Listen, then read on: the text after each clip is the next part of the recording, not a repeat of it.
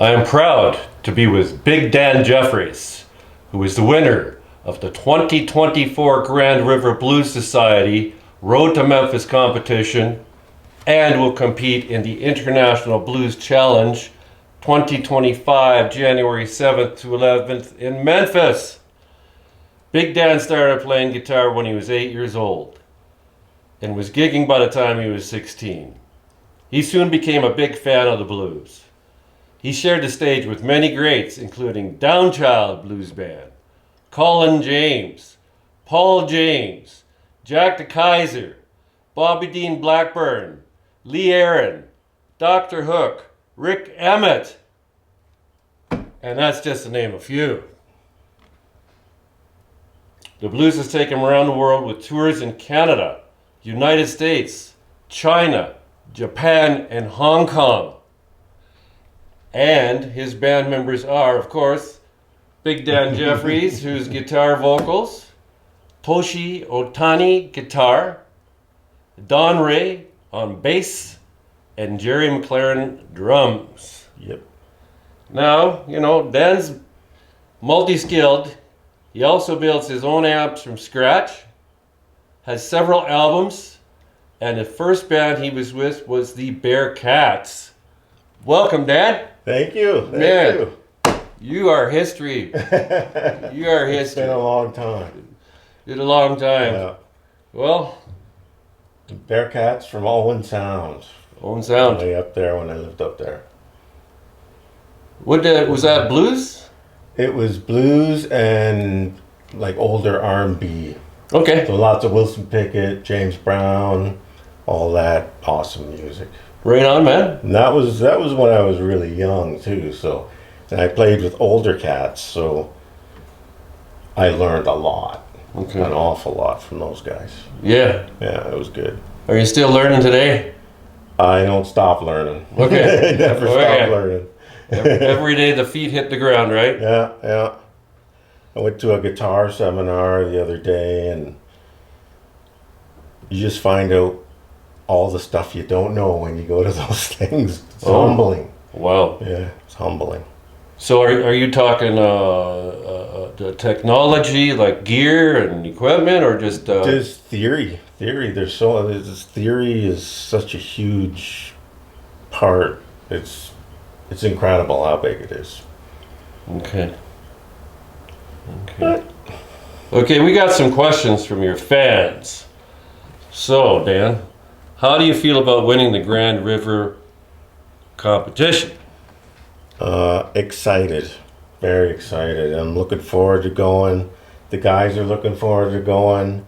And I know there's awesome blues bands from all over the world. So not only you get to play, but you get to see. Right. You get to see everybody. So that's... Okay, so it's a double whammy. so that's the 7th to 11th. You be there the whole time, or just a couple of days? You reckon? I booked my hotel last week. So the whole week. So the whole week I'll be there. Okay. The next question is where, when, and how did you select meet up with your band members? Or have you been playing with them for a while? Are they new? Bass player Don I met on Kijiji, Okay. of all places. And I had been here, I moved here to go to school, ended up with a high-tech job, and I wasn't playing music at that time very much. So I wanted to find somebody to play with, and I ran into Don, and we liked the same stuff. We wanted to play blues, not classic rock, not this, not that, just blues. And so we had that in common, and we've been together for 5-6 years now. Wow. Yeah. And then Toshi I met through friends. Toshi goes to all the jams everywhere. Everybody knows Toshi. Jerry I met through Don, because Don and Jerry had played in other bands together. So it was, and they're just fun guys to play with and fun to hang out with. You got to make sure you can hang out with your bandmates. Yeah. And you guys, you are kick-ass. Oh, thank you. Yeah. Thank you. And you can feel it, right? When everybody works together, there's no, oh, you screwed that lyric up, or you missed a couple of beats. Yeah, no, you just go with the flow. No one's going to play everything perfect all the time, and there's always going to be a little something here, a little something there, maybe that actually enhances the song and takes it in a new direction.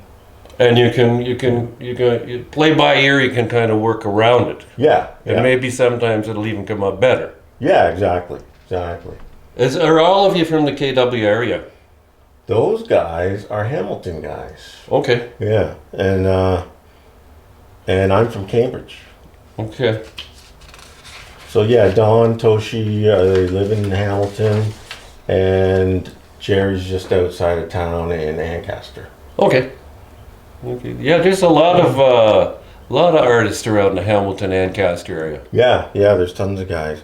I had so much trouble finding anyone around here, and then I ran into Don. It's like, well, it's only a half-hour drive anyway, so why not? Yeah, yeah.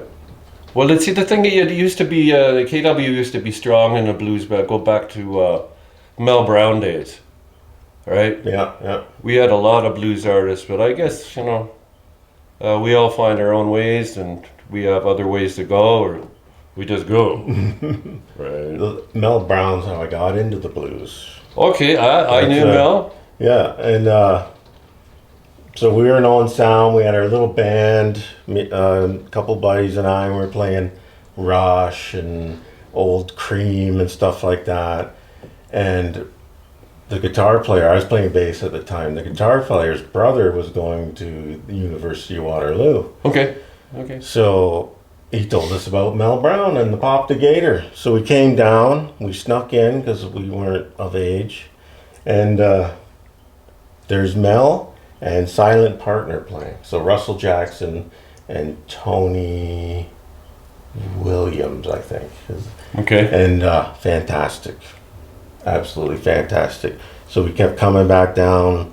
Ronnie Earl, Duke Robillard, just tons of blues. And that just got me on a trajectory. Did you ever meet Miss Angel? Yes. Oh yes. Yeah. Yeah. Yeah, she still gets up on stage. She's still doing fine. Oh yeah. Oh yeah. Yeah. And then maybe you remember this place here, the Flying Dog, I jammed with Mel at the Flying Dog. up here on the hill in Waterloo, and they're Yeah, turning the yeah. joint into a bowling alley right now. No. Yeah. Oh, that's sad. It is. It is. Yeah, those were days, boy. Yeah. Yeah. The Flying Dog. Yeah, he would have a jam night. Yeah.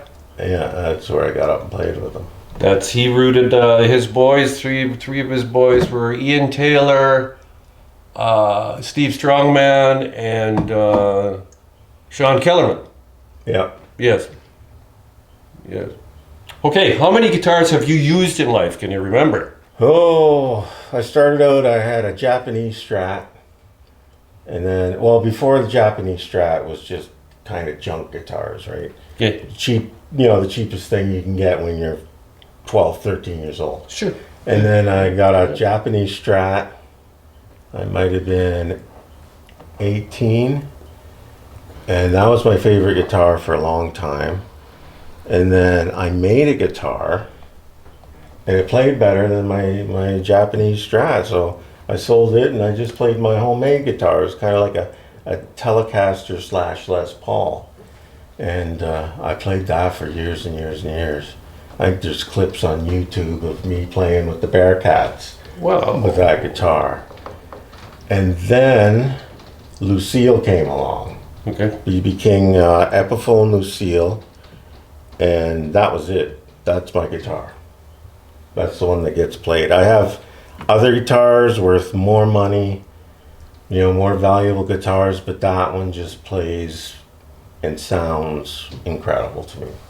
It's a keeper, boy. That's the one. Yep. Oh yeah. It's almost due for a refret. Played it that much. Okay, which is your favorite guitar? Or do you just mention that? Lucille for Lucille. sure. Yeah. Okay. Oh yeah. And who is your favorite musical artist? Ever or at this moment? Okay, no more than three. Okay, can't pick more than three. Ever? It's Hendrix. It's got to be Hendrix. He did more stuff. He was innovative. It was just, every time I listen to a Hendrix album, even though I've heard it a bazillion times, it's still awesome. So it never goes away. And can you pick up on a lot of Hendrix lines? Oh, I learned tons of Hendrix. Oh yeah. All right. Oh yeah. I learned lots of Hendrix. I learned a lot of Stevie Ray. I got a lot of licks out of that when that album first came out, the first Stevie Ray album. And I was a teen then. I learned everything on that album. And then Mel Brown. And there's Cream, and there's all the British blues. And right now I'm into Chris Kane. Okay, not familiar. He's from California. He's played rhythm guitar for guys like Robin Ford. Okay. And there's a whole group of guys there that they're like California blues guys, and they're all just unbelievable players. But Chris Kane has great style. He's got his own, like you can tell when you put on a Chris Kane album, it's Chris Kane. Okay. He's one of those guys. Alrighty. And what's your performance plans for this year? I picked up some Rib Fests with Northern Heat. Okay. Northern Heat Rib Fest, and then Orangeville Blues Festival, Southside Shuffle. Couple blues shows. There's a blues and cruise show, so it's like a car show with blues, and Nice. pretty busy summer coming up. Cool. Now, okay. The killer question. Have you ever regretted your musical journey? I've regretted not taking opportunities that were offered to me. Okay. A little tour here, let's go out west, let's, do a tour of this, and I just couldn't, just because of health reasons and things like Sure. that. I just could never do that. Sure. So, other than that, my music's been such a great part of my life. It's like therapy to me. It's really, I can't imagine life without playing guitar. It'd be life without chicken and ribs. Exactly. Right? Support Canadian blues artists. Yeah. Support a Canadian musical artist. We are rich in harvest. We are rich in harvest. Thank you, Dan. It's been real, Thank brother. you. You have fun for me, and if you got room in your luggage to take me to Memphis and need a photo guy. I might need a guy to carry some guitars too. Alrighty, thank you, Dan. You have a nice day, and it's been a pleasure. Thanks for your time. You rule, brother. Thanks.